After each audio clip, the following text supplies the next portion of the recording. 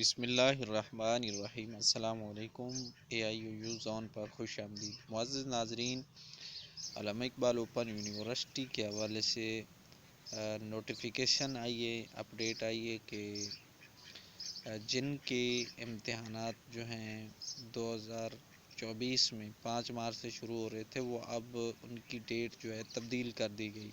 अब 5 मार्च वाले जो हैं 16 अप्रैल से शुरू होंगे और 6 के 17 को और 7 वाले 18 को और 8 वाले 19 को और 9 मार्च वाले 20 अप्रैल को इम्तिहानात होंगे। इनमें मैट्रिक प्रोग्राम है और इंटरमीडिएट यानी FA और ICOM प्रोग्राम के ये कोड जो हैं आपको नज़र आ रहे हैं, ये वाले ये कोड इनके इम्तिहानात इन शेड्यूल को होंगे।